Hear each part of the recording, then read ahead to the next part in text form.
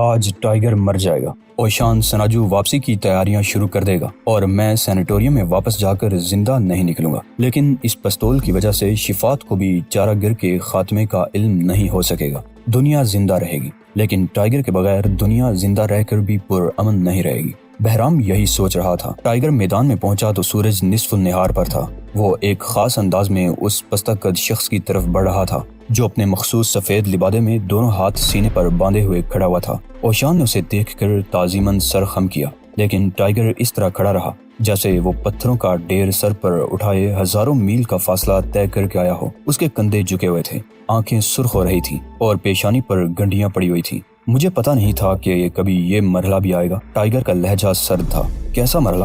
اوشان نے پوچھا، لیکن اس کے چہرے پر کسی قسم کا کوئی تاثر نہیں ابھرا۔ مجھ سے لفظوں کا کھیل مت کھیلو لٹل ٹائیگر نے فوراً ہی زبان روک لی۔ وہ اس وقت اوشان کو لٹل فادر کہنے کا سوچ بھی نہیں سکتا تھا، لیکن پھر اس کا منہ دوبارہ کھلا۔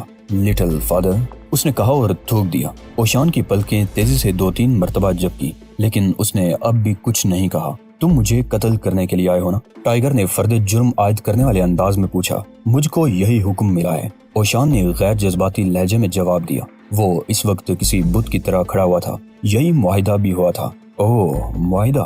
ٹائیگر کے لہجے میں اس بار تلخی نہیں تھی، لیکن چہرے پر حقارت آمیز تاثرات ضرور تھے۔ معاہدہ اور معاہدے کے تحت سناجو کے لیے دولت، سونا۔ مجھے یقین ہے کہ تمہیں پیشگی رقم ادا کر دی گئی ہے۔ اگر تم نے اس سلسلے میں ذرا سی بھی تساہل سے کام لیا تو تمہیں تمہارے اجداد کبھی معاف نہیں کریں گے۔ کیوں، یہی بات ہے نا؟ سناجو کا سب سے بڑا اصول اور دیوتا دولت ہی تو ہے۔ تمہارا لہجہ اور تمہارے الفاظ ظالمانہ ہیں، اوشان نے نرم لہجے میں جواب دیا۔ ٹائیگر عجیب سے انداز میں کہکہا مار کر ہنس پڑا۔ دوپہر کی فضا اور ماحول اس کہکہے سے گونج اٹھا۔ ٹھیک ہے اوشان، ٹھیک ہے، میں ظالم ہوں۔ مجھے قتل کرتے وقت یہی سوچتے رہنا کہ میں کتنا ظالم ہوں۔ ممکن ہے کہ میں تمہیں قتل کرنے میں کامیاب نہ ہو سکوں۔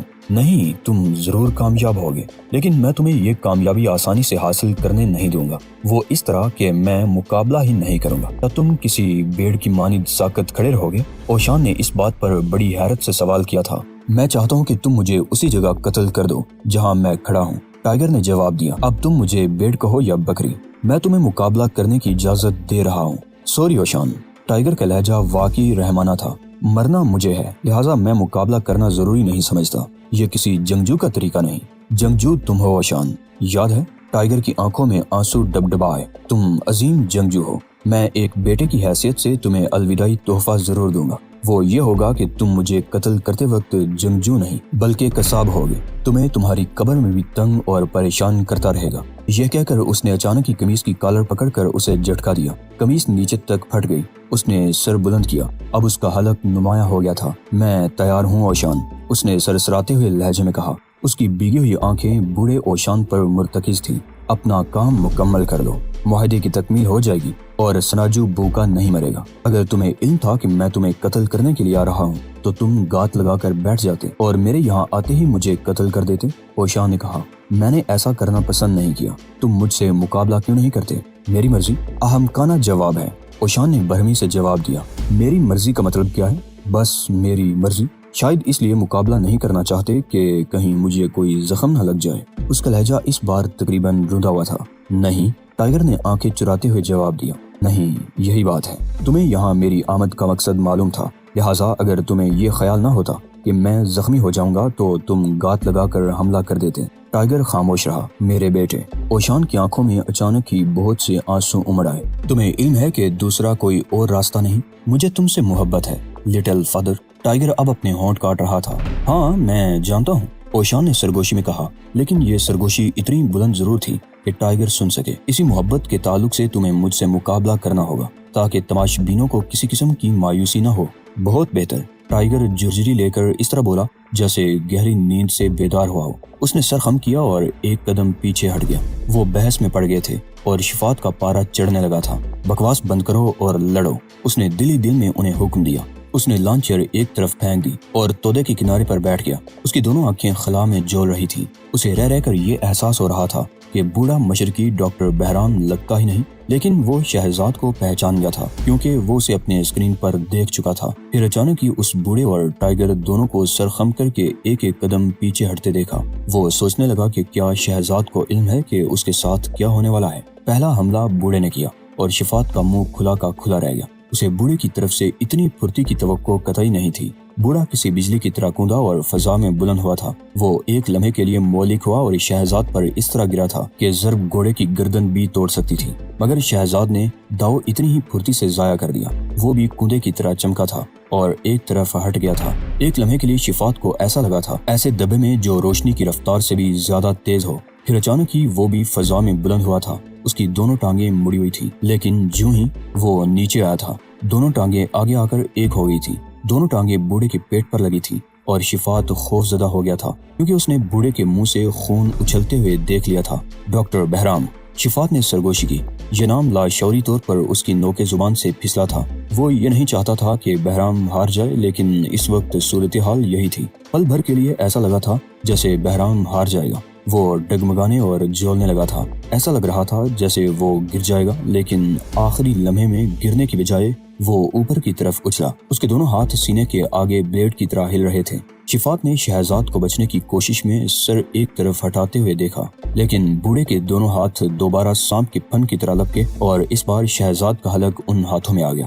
وہ زور لگا رہا تھا۔ شفات کو ایسا لگا جیسے شہزاد چیخنے والا ہے، لیکن چیخ فوراً ہی گٹ گئی۔ شہزاد گھٹنوں کے بل گر گیا۔ اسی لمحے بوڑھے کا دایاں ہاتھ بلند ہوا۔ اس ہاتھ میں شہزاد کا خون آلود نرخرا تھا۔ شاندار! شفات فاتحانہ نعرہ لگا کر اچھل پڑا۔ میں جیت گیا۔ اس کی حالت دیدنی تھی۔ جب بوڑھے مشرقی نے پیروں کو ہلاتے ہوئے خون آلود چیز پھینکی تو شفات کو کوئی پریشانی نہیں ہوئی۔ جب بوڑھا خود بھی گر گیا تب بھی شفات کو دکھ نہ ہوا۔ دھوپ میں گرتے ہوئے بوڑھے کے منہ سے خون نکلتا ہوا دیکھ کر بھی وہ حیران نہ ہوا۔ شاندار! ڈاکٹر بہرام واقعی فائٹر ہے۔ شفات خوشی سے تالیاں بجا رہا تھا۔ اس کا نام بہرام نہیں۔ اس بار شفات کو اچھل کر پلٹنا پڑا کیونکہ یہ نرم آواز اس کے عقب سے آئی تھی۔ تودے کے سامنے والے حصے پر اسے درمیانی قامت کا ایک ادھیڑ عمر شخص نظر آیا۔ اس کی آنکھوں پر سنہری فریم کا چشمہ بہت اچھا لگ رہا تھا۔ وہ 3 پیس سوٹ میں ملبوس تھا اور اس کے دائیں ہاتھ میں الیکٹرک ڈرل کی جسامت کے برابر پستول چمک رہا تھا۔ تم نے کیا کیا؟ شفات حیرت سے چلا اٹھا۔ اس کا نام بہرام نہیں، بہرام میں ہوں۔ اوہ! شفات مسکرانے لگا، لیکن اس کی آنکھوں سے الجھن صاف مترشح تھی۔ پھر جب اس نے پستول کی خوفناک نال اپنے سینے کی طرف دیکھی تو یہ مسکراہٹ ختم ہو گئی۔ یہ شخص مذاق نہیں کر رہا۔ شفات گھبرانے لگا۔ اسے سنہری فریم کے عدسوں کے پیچھے آنکھوں میں جو چمک نظر آئی تھی وہ بھی بہت خوفناک تھی۔ تم کیا چاہتے ہو؟ شفات نے تھوک نگل کر پوچھا۔ میں؟ بہرام نے ایک لمحے کے لیے لاشوں کی طرف دیکھا۔ اس کی آنکھوں میں اب چمک کی جگہ آگ نے لے لی تھی۔ میں صرف پاگل پن کا خاتمہ چاہتا ہوں۔ میری بات سنو۔ تمہیں میری بات سننی ہوگی۔ بہرام اس طرح غرایا کہ خود اسے بھی حیرت ہونے لگی۔ میں جانتا ہوں کہ تم بہت ذہین ہو، لیکن میں اس حقیقت سے بھی واقف ہوں کہ فرنگی تمہاری زندگی میں شامل نہیں۔ ہم سب اس امر پر یقین رکھتے ہیں کہ دنیا کو بچا کر رکھنا آسان کام نہیں، لیکن تم دنیا کو تباہ کرنا بہت آسان سمجھتے ہو۔ تم اتنے دیوانے ہو کہ دنیا کو تباہ کرنے کے لیے خود بھی مرنا پسند کرتے ہو۔ تباہی کا یہ مشن تمہارے لیے کھیل سے زیادہ حقیقت نہیں رکھتا، جبکہ ہم اسے بعض دنیا کی سلامتی کے لیے مر جانا بھی پسند کرتے ہیں۔ یہ کہتے ہوئے اس نے دونوں بے جان جسموں کی طرف ایک بار پھر دیکھا اور اس مرتبہ اس کی آنکھیں بھیگ گئیں۔ اگر تم بہرام ہو تو یہ دونوں کون ہیں؟ شفات نے پوچھا۔ یہ میرے لیے کام کرتے ہیں۔ بس وضاحتیں بہت ہو گئیں۔ بہرام نے لبلبی پر انگلی رکھ لی، لیکن اس سے قبل کہ وہ لبلبی دبا دیتا ایک مضبوط ہاتھ نے اس کی حلق کے گرد گھیرا ڈال دیا اور اس کی کن پٹی پر ایک ریوالور کی نال جم گئی۔ ابھی نہیں، پستول پھینک دو۔ یہ حکم کسی عورت نے دیا تھا۔ بہرام عورت کو قابو کر سکتا تھا، لیکن اسے یہ خدشہ تھا کہ کہیں شفات کے مزید ساتھی موجود نہ ہوں اور پھر وہ مل کر اس پر قابو پا لیں۔ اس طرح دنیا کی تباہی کا پروگرام یقیناً مکمل ہو جاتا۔ اسے انتظار کرنا تھا تاکہ وہ اس پروگرام کو ناکام بنانے کے لیے ایک اور موقع حاصل کر سکے۔ اس نے مہلت حاصل کرنے کے لیے پستول ڈال دیا۔ تم کمال کی عورت ہو مارسیا۔ شفات اب پھر فاتحانہ انداز میں ہنس رہا تھا۔ مارسیا نے بہرام کی گردن چھوڑ دی۔ ارے میں نے تم سے غار والی لڑکی کے لباس کی فرمائش کی تھی جانم، شفات نے جھوم کر کہا۔ بہرام نے پلٹ کر دیکھا۔ وہ خوبصورت عورت تھی۔ سیاہ پتلون اور سفید بلاؤز میں اس کا حسن کھلا ہوا تھا۔ شفات، اب تم مجھے محض عورت سمجھنا چھوڑ دو، مارسیا نے بڑی سنجیدگی سے جواب دیا۔ بہرام ایک قدم پیچھے ہٹ گیا، جبکہ مارسیا کے اس جملے پر شفات حیرت زدہ رہ گیا۔ اس نے جھک کر بہرام کا پستول اٹھانے کی کوشش کی، لیکن برتی ساختہ اشاریہ 38 ایک بار زور سے گرجا بہرام کے پستول کے قریب پتھریلی زمین سے گولی ٹکرائی اور اچٹ کر دور جا گری۔ گولی لگنے سے ان گنت کنکریاں بھی اڑی۔ پستول وہیں پڑا رہنے دو شفات، مارسیا نے درست لہجے میں کہا۔ اس بار اس کے ریوالور کا رخ، مجھے میزائلوں کے وہ کوڈ درکار ہیں جن سے میزائلوں کو متحرک کیا جا سکتا ہے۔ بہرام نے مارسیا کی آنکھوں کی طرف ایک پل کے لیے دیکھا تھا۔ اسے ایسا لگا تھا جیسے یہ کالی کالی آنکھیں کسی آدم خور شار کی ہوں۔ یہ کیا ہے؟ کیا تم بہرام کی ساتھی ہو؟ شفات کے چہرے پر ہوائیاں سی اڑ رہی تھی۔ نہیں، مارسیا بہت زور سے کہکہا لگا کر ہنس پڑی۔ میں فردوس کے ساتھ نہیں، برت لینڈ کی خادم ہوں۔ تم برت لینڈ کی جاسوسا ہو؟ شفات نے اس بار حیرت سے پوچھا۔ ہاں، اگر میں برت لینڈ کی جاسوس نہ ہوتی تو تم جیسے خبیث آدمی کے ساتھ ایک روز بھی نہ رہتی۔ اور ہاں، میں تمہیں وقت کی اہمیت کا احساس دلانا چاہتی ہوں۔ گن میرے ہاتھ میں ہے، اس کا رخ تمہاری طرف ہے، لہٰذا کوڈ نمبر فوراً بتا دو۔ لیکن میزائل تو برت لینڈ کو بھی تباہ کر دیں گے۔ شفات نے اسے خبردار کیا۔ نہیں، اب ایسا نہیں ہوگا۔ فردوسی میزائلوں کا رخ فردوس کے اپنے شہروں کی طرف ہی کر دیا گیا ہے، پھر خود ہی سوچو، تم بھی ماری جاؤ گی۔ شفات نے اسے ڈرانے کے لیے کہا۔ ہاں، لیکن پھر برت لینڈ کی دنیا بھر پر حکومت ہوگی۔ مارسیا کی آنکھیں چمکنے لگی۔ اس کے لیے میری جان چلی جائے کوئی پرواہ نہیں، یہ بہت معمولی قیمت ہوگی۔ تب پھر یہ قیمت ابھی ادا کر دو۔ یہ روبی کی آواز تھی جسے سن کر وہ تینوں اچھل پڑے۔ اس بار بھی انہیں عورت ہی نظر آئی تھی۔ اس عورت نے تیزی سے پوزیشن لی، اس کے دونوں ہاتھ پستول پر تھے اور اس سے قبل کہ مارسیا کچھ کرتی، 3 گولیاں سنسناتی ہوئی مارسیا کے سینے میں پیوست ہو گئیں۔ بڑھتی عورت کا چہرہ جو ایک لمحے پہلے انتہائی خوبصورت لگ رہا تھا، اچانک ہی بگڑ کر مسخ ہو گیا۔ اس کے سینے سے خون کا فوارہ بلند ہوا، اس کی ٹانگیں کانپنے لگی اور وہ آہستہ آہستہ گرنے لگی۔ اسی لمحے شفات نے ایک پتھر اٹھا کر روبی کی طرف پھینک دیا۔ پتھر روبی کے ہاتھ پر لگا اور اس کا پستول اچھل کر گاٹی میں جا گرا۔ روبی ہاتھ پکڑ کر تڑپنے لگی۔ بہرام کا پستول اب شفات کے ہاتھ میں تھا۔ ان عورتوں کو طبی امداد کی ضرورت ہے شفات، وہ انہیں جنت یا جہنم میں مل جائے گی۔ شفات کا لہجہ بہت زہریلا تھا۔ تم پاگل ہو؟ نہیں، پاگل نہیں، صرف اکتایا ہوا آدمی ہوں۔ شفات مسکرا رہا تھا۔ تم ڈرو مت، میں تمہیں قتل نہیں کروں گا۔ میں اور تم، ہم دونوں اس وقت تک زندہ رہیں گے جب تک آسمان پر ایٹمی دھواں نظر نہ آ جائے۔ مجھے یقین ہے کہ تم بھی ایسے منظر کو پسند کرو گے۔ تم نے کرمزی شعلے دیکھے ہیں؟ تمہیں ایسا منظر دیکھنے کا موقع نہیں ملے گا شفات۔ بہرام دانت پیس کر بولا۔ وہ غیر محسوس طور پر مارسیا کی طرف کھسک رہا تھا جس کا ریوالور اس کی لاش کے قریب ہی پڑا تھا۔ وہ کیوں؟ اس لیے کہ تمہارے ہاتھ میں موجود پستول میں گولیاں نہیں، لہٰذا تم مجھے وہ کچھ کرنے سے نہیں روک سکو گے جو میں کرنا چاہتا ہوں۔ ٹھیک ہے، ابھی آزما لیتا ہوں۔ شفات نے پستول کا رخ زمین کی طرف کر کے کہا۔ اس کے لبلبی دبانے سے قبل ہی بہرام نے زخم بھر کے مارسیا کے پیچھے پناہ لی۔ ایک زوردار دھماکہ ہوا، ہر طرف خوفناک شل کے درجنوں ٹکڑے اڑنے لگے۔ ایسا لگا جیسے سنگریزوں کی بارش ہو رہی ہو۔ خود بہرام بھی نہ بچ سکا، ایک ٹکڑا اس کی ران میں گھس گیا، لیکن روبی جو بے ہوش پڑی تھی معجزانہ طور پر محفوظ رہی۔ ایک بڑا ٹکڑا زمین پر لگ کر اچھلا اور ذہین شفات کے ذہن میں گھس گیا۔ شفات آگے کی طرف جولا، پھر گرا، اس کا چہرہ ایک پتھر سے ٹکرایا۔ اس کے بعد وہ ساکت ہو گیا۔ بہرام جو حیرت زدہ ہونے کے ساتھ ساتھ خوف زدہ بھی تھا، ران کے زخم کا معائنہ کر کے کھڑا ہو گیا۔ وہ زیادہ کاری نہ تھا۔ اس نے شفات سے پہلے روبی کی طرف دیکھا، وہ کرا رہی تھی جبکہ شفات کا سر کھلا ہوا تھا، آنکھیں سوراخوں سے باہر نکل آئی تھی، دانت بکھرے ہوئے پڑے تھے، بال سرخ ہو رہے تھے۔ بہرام کانپ رہا تھا۔ اس وقت ہمت نہ ہارنا، اس نے اپنے آپ سے کہا۔ اسے روبی کا خیال آیا، لیکن اسے علم تھا روبی سے زیادہ اہمیت شفات کے کمپیوٹر کو حاصل ہے۔ اسے یہ کمپیوٹر تباہ کرنے تھے، وہ پروگرام منقطع کرنا تھا جس کا نتیجہ ایٹمی جنگ تھی۔ سب سے پہلے یہی کام کرنا ہوگا۔ وہ بڑبڑانے لگا۔ اوشان اور ٹائیگر کی قربانی دینے کے بعد یہ کام اور زیادہ ضروری ہو گیا ہے تاکہ یہ قربانیاں رائیگاں نہ جائیں۔ اس نے ایک طویل سانس لے کر میدان کی طرف دیکھا تو اچھل پڑا۔ دونوں لاشیں غائب تھیں۔ کون لے گیا؟ وہ بوکھلا اٹھا۔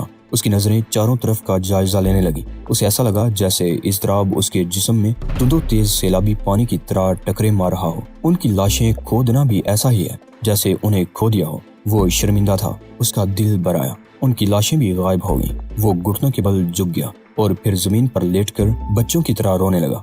وہ ٹائیگر شہزاد کے لیے رو رہا تھا جس کو اس نے اتنی آسانی سے قتل کرا دیا تھا۔ وہ اوشان کے لیے رو رہا تھا جس کو اس نے بلیک میل کر کے اپنے ہی بیٹے کو قتل کرنے کے لیے بیچ دیا تھا۔ خود اپنے لیے رو رہا تھا۔ وہ روتا رہا، سسکیاں لیتا رہا اور اسے قدموں کی چاپ بھی سنائی نہ دی۔ وہ تو کیا، کوئی اور بھی ان قدموں کی چاپ کبھی نہیں سن سکا تھا۔ کاش تمہارے پاس کیمرہ ہوتا لٹل فادر۔ اس نے ٹائیگر کی چہکار سنی۔ وہ تڑپ اٹھا اور پھر آنکھیں ملنے لگا۔ اوشان بطخ کی طرح کہہ کے کرتا ہوا ہنس رہا تھا۔ بہرام رونے لگا۔ یہ وہم ہے، اس نے بلک کر کہا۔ क्या तुम जिंदा हो؟ जी हाँ शहंशाह मुअज्जम, ओशान ने सर खम करके जवाब दिया। उसके बूढ़े चेहरे पर जवानी की शोखी थी। ओह अच्छा। बहराम ने बड़ी तेजी से अपनी आंखें साफ कर डाली। उनमें कुछ पड़ गया था। ओशान ने कुछ कहना चाहा मगर बहराम ने उसकी बात काट दी। मैंने तुम्हें लड़ते हुए देखा था। उसने ओशान के खून आलूद हाथ की तरफ देखा।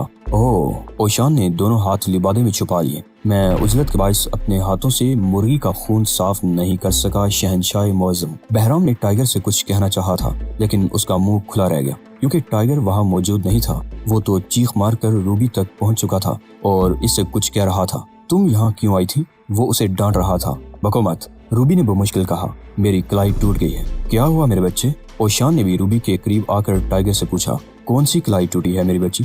दाईं। रूबी बमुश्किल मुस्कुराई। उसकी नजरें टाइगर पर जमी हुई थी। कहाँ से टूटी है? ओशान ने कलाई पकड़कर उस पर दूसरा हाथ फेरा और हाथ फेरने के दौरान अंगूठे से कलाई को दबाता भी रहा। यहाँ से। रूबी ने उंगली रखी मगर उछल पड़ी। टूटी हुई हड्डी जुड़ गई थी और अब ओशान हाथ पर मालिश कर रहा था। रूबी ने आंखें बंद कर ली। उसे ऐसा लगा जैसे दर्द खिंच खिंच कर निकल रहा हो। झूठ नहीं बोलते मेरे बच्ची। ओशान ने मसनूई खफगी का मुजाहिरा किया। कलाई बिल्कुल ठीक है। क्या दुनिया तबाह होने से बच गई है? रूबी ने अचानक ही बहराम की तरफ देखकर तल्ख लहजे में सवाल किया। हाँ, टाइगर ने बहराम से पहले जवाब दिया। मगर तुम यहाँ तक कैसे पहुँच गई? होटल के क्लर्क को रिश्वत देनी पड़ी थी। रूबी अब उठकर बैठ चुकी थी। उसने लाशों की तरफ देखा भी नहीं। उसने तुम्हारा फोन सुना और मुझे बता दिया कि तुम कहाँ जाओगे। मुझे तुम्हारी बात पर यकीन नहीं आया क्योंकि तुम परले दर्जे के झूठे हो। टाइगर और ओशान रूबी को एक कैबिन में छोड़कर बहराम के साथ साथ शिफात के ज़ेरे ज़मीन कले में ये देखने के लिए दाखिल हुए कि वहाँ मजीद कोई और मुहिम जो तो मौजूद नहीं। अंदर बना हुआ अपार्टमेंट खाली था। बहराम तौसीफी अंदाज में कंप्यूटर देखकर सर हिलाने लगा। उसे ये कंप्यूटर बहुत अच्छे लगे थे। मेरे खुदा, उसने प्रोग्रामिंग का सिलसिला मुनक़ता करते हुए कहा। इनमें तो सारे दिफाई राज मौजूद हैं। साथ ही उसने कीबोर्ड पर उंगलियां मारी और फिर फोन उठा लिया। क्या फौज की मदद तलब कर रहे हो चीफ? टाइगर ने मुस्कुरा कर पूछा। नहीं। बहराम ने उसे नजरें चुरा कर जवाब दिया। चारागर से राब्ता कर रहा हूँ। मैंने उन्हें इस तरह सेट कर दिया है कि उनकी तमाम इतलात हमारे कंप्यूटर में मुंतकिल हो जाएंगी। क्या तुम्हें हमारी जरूरत है? नहीं, मैं ये काम तन्हा ही कर लूंगा। तुम जानते हो। बहराम ने शर्मिंदा से लहजे में जवाब दिया। ठीक। टाइगर दरवाजे की तरफ पलट गया लेकिन फिर रुक कर पूछने लगा। स्वीट हार्ट, तुम्हारी आंखों में कुछ देर कबल आंसू क्यों थे? बको मत, मैं बता चुका हूँ कि आंख में मिट्टी पड़ गई थी। बहराम जीप सा गया। क्या आप मुझे वाकई मार डालते लिटिल फादर? रूबी को लेने के लिए कैबिन की तरफ जाते हुए टाइगर ने ओशान से पूछा था। क्या बतख अपने अंडे तोड़ देती है? समझा नहीं। टाइगर हैरत से उसकी तरफ देखने लगा। क्या समुद्री मौज चांद को तबाह करने की कोशिश कर सकती है? हैं? तुम नाकाबिले इस्लाह हो। ओशान को गुस्सा आने लगा। कभी कुछ नहीं समझते। इसका मतलब ये है कि आप मुझे वाकई मार डालते। बकवास बंद करो ना शुक्रे और जहन इस्तेमाल करो। अच्छा, मेरा ख्याल है कि आप मुझे नहीं मारते क्योंकि आपको मुझसे मोहब्बत है। ओशान उड़ा रहा था। क्या आपको मुझसे वाकई मोहब्बत है लिटिल फादर? ओशान आसमान की तरफ देखने लगा। बोले, क्या आप मुझसे मोहब्बत करते हैं? ओशान चिल्ला उठा। तुम दुनिया में सबसे ज्यादा बोलने वाले जानवर हो। भला तुमसे कौन मोहब्बत कर सकता है? टाइगर हंस पड़ा और ओशान मुंह बनाकर चलता रहा। बहराम ने रूबी को फिर गायब कर दिया। टाइगर ने तैयारे में सफर करने वाली तमाम औरतों का जायजा लेकर ओशान से सरगोशी में कहा, जिसने तैयारे में सवार होते ही मुकद्दस और कदीम रूहों को याद करने के लिए आंखें बंद कर ली थी। परिंदों के बारे में ओशान का अपना फलसफा था। उसका कहना था कि हर परिंदे पर सवारी की जा सकती है लेकिन किसी ऐसे परिंदे पर सवारी करना निरी हिमाकत है जो मशीन से चलता हो। यही वजह थी कि जब भी फजाई सफर का मरहला दरपेश होता, ओशान के मुंह का जायका तल्ख हो जाता। बहराम ने रूबी को फिर गायब कर दिया लिटिल फादर। टाइगर ने दोबारा सरगोशी की। तो फिर? ओशान ने काट खाने वाले अंदाज में पूछा। तो फिर कुछ नहीं। टाइगर मुंह बनाकर एयर होस्टेस की तरफ देखने लगा जो टाइगर की इन नजरों की ताब न लाते हुए लड़खड़ाई, डगमगाई और उसके हाथ में मौजूद कॉफी के दोनों कप एक गंजे की चुंदिया से टकराकर चुंदिया पर बहने लगे। गंजा बहुत बदमजाक साबित हुआ। उसने एक हंगामा कर डाला। एयर होस्टेस सॉरी सॉरी कहते हुए रोने लगी मगर गंजे के गुस्से में बराबर इजाफा होता रहा। फिर टाइगर को भी गुस्सा आ गया। बस अब चुप रहो। टाइगर ने गंजे को ललकारा। तुमसे क्या मतलब? गंजा हलक फाड़ कर दौड़ा। तुम कौन हो? खुद को क्या समझते हो? मैं खुदाई फौजदार हूँ। टाइगर खड़ा हो गया। उसने आम लड़ाका औरतों की तरह दोनों हाथ भी हिलाए थे। यही तुम्हारा सुमा बनाकर एयर होस्टेस की आंखों में लगाऊंगा।